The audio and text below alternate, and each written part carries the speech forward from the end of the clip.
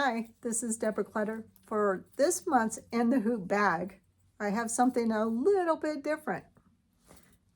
This is a bee with honeycombs. I made this design originally. The little bee I digitized for a table runner that I had made, and I thought it would be super cute on a bag.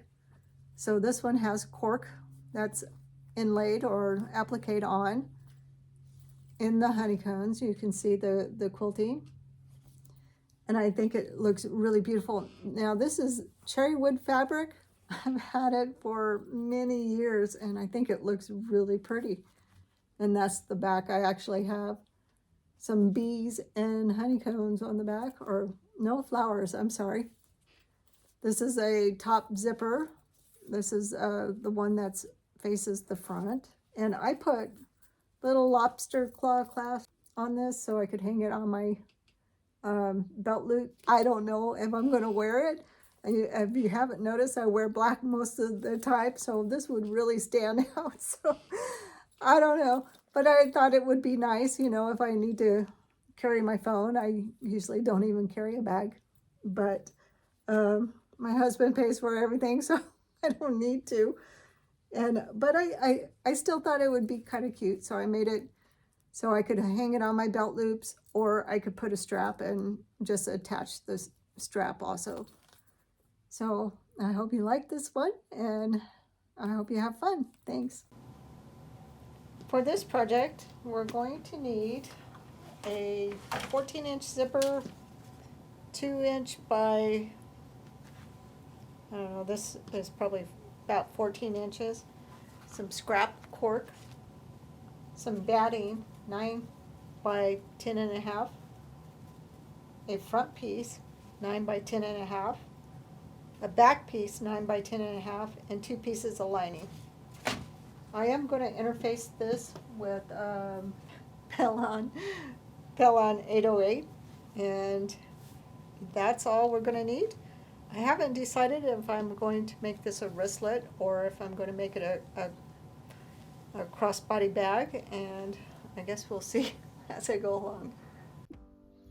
First step is to stitch out the outline.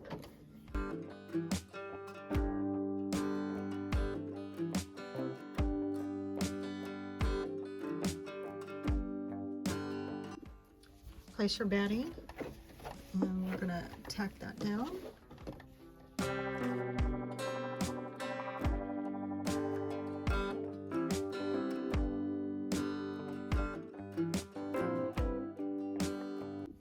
Take your project off the machine, trim your batting, and we're going to place the zipper.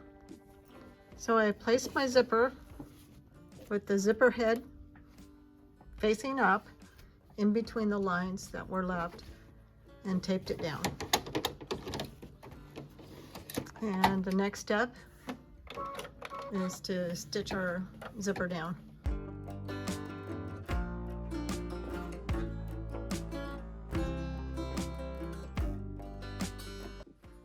Next step is to place your lining on the back, and you just want it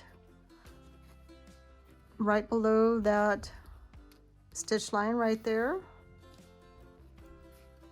Just tape it down. Turn your project over. And then you're going to fold this, and I just clip it right here into my stabilizer, so it stays out of the way. And you want to do this because either you're going to tape it down or do something so it doesn't flop around on you.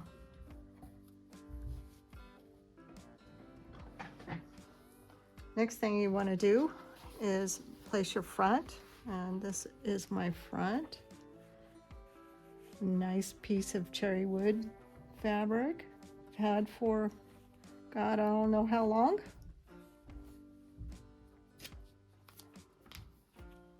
And then go ahead and tape that down. I'm going to have to buy more tape. And the next step is to stitch it down.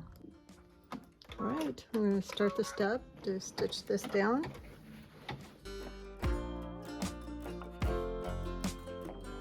And then we're just going to peel our tape off and pull the front down.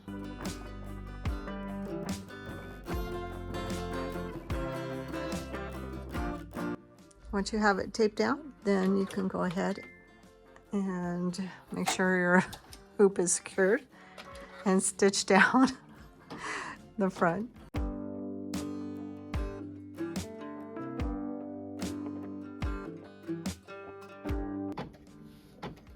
Okay, we're starting the quilting.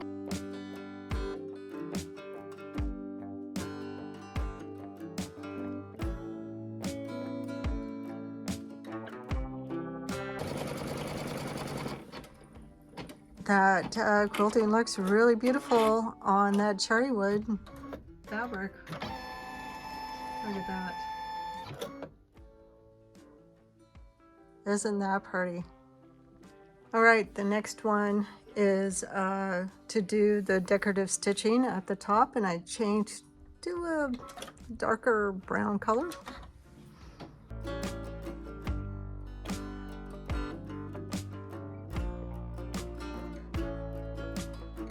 The decorative stitch is done, and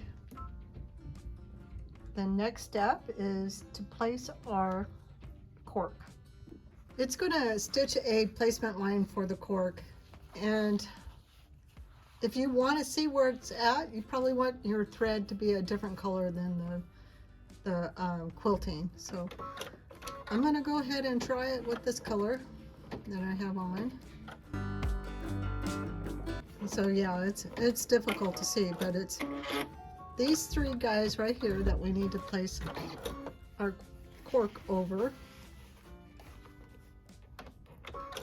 And I'm just gonna place it over there and stitch it down. And then I'm gonna trim around the cork. And that's what it looks like once you trimmed around your stitches.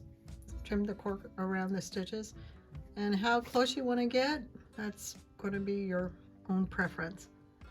And then we're going to stitch out the next placement.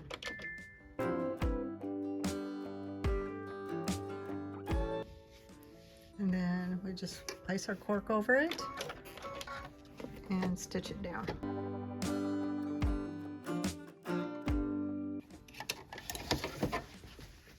And then pull it off and trim it.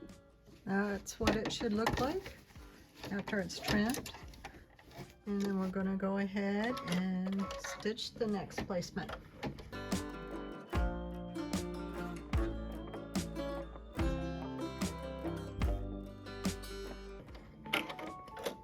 And go ahead and trim that. All right, that's what it should look like. And we only have one more, I think. Go ahead and stitch this one out.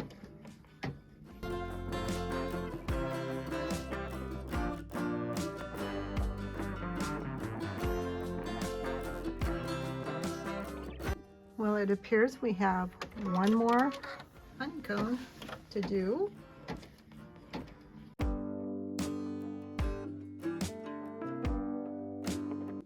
All your honeycombs should be finished now, and we're going to start stitching the bee. Okay, the next step is to stitch out the wings of the bee, and I'm going to use metallic gold for this.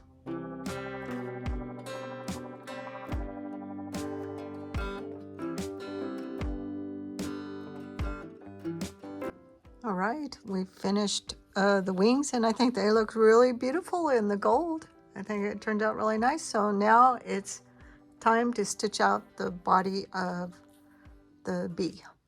So I changed to the same color that I used for the detail up here, and we'll see what it looks like.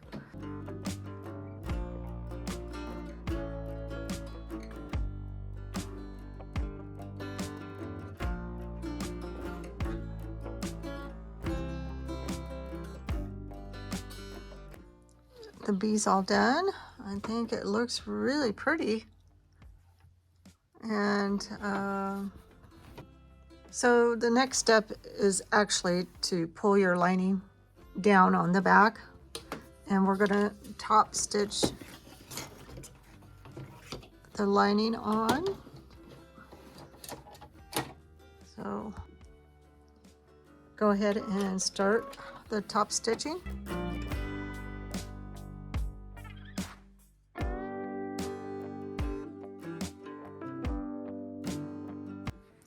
Next thing we want to do is put our back on, and it needs to be over the top zipper, just like that.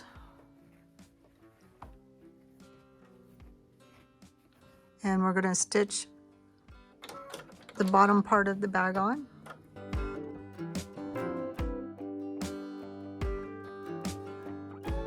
So before we finish, the next step is time to decide if you want this to be a wristlet or you want it to be a crossbody bag. And I think I'm going to make it a crossbody bag, so I'm going to get my rings ready. All right, I put some lobster claw clasp on some fabric and put it at the top. I don't know, about, I didn't even measure it. I used my finger. And then I taped this down.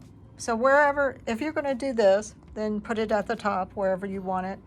I'm gonna make this so I can clip it onto my belt or to my belt loops on my pants. And go ahead and put either your wristlet D-ring in or your crossbody strap D-rings, or in my case, these little lobster claw clasp. And on the back, you want to place your last piece of lining fabric and make sure you cover up the zipper over here. And then we're going to stitch the bag together, and you can tape this down also. I forgot to mention, the zipper is in the middle, so don't forget to open your zipper.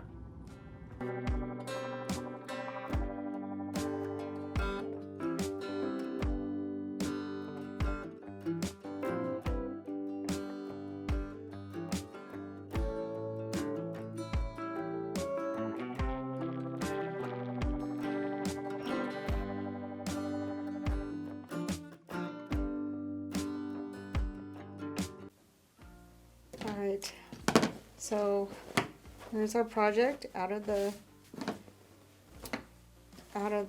hoop, and here's our back opening.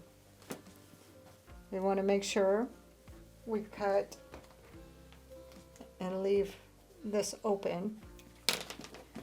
So the easiest way is to start cutting from here and just cut up towards those lines. That way you don't accidentally trim it off. And then just start trimming around your bag about 1/4 of an inch.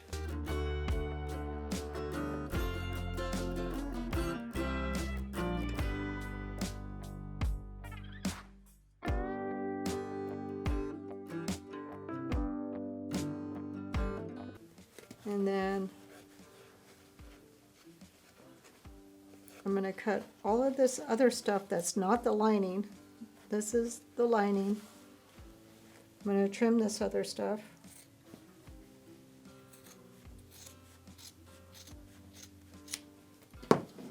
Just like that. Oh, sorry. Here we are.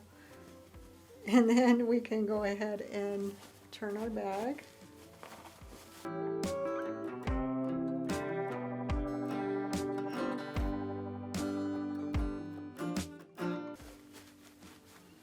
Then we need to cut out our interfacing from the zipper.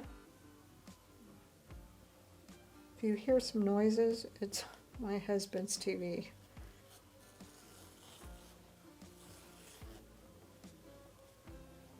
Just make sure you don't get your fabric or your zipper underneath.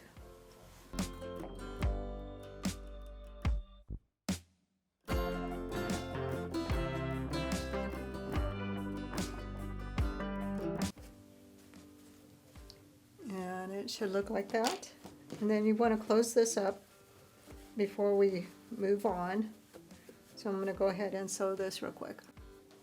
I have my bottom all stitched up, and now we just need to turn the bag. Go ahead and open the zipper.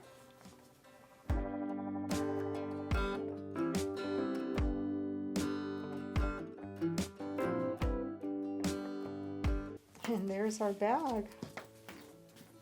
Wow, I think it turned out really cute. This is the back, and I'll get it pressed up and try it out.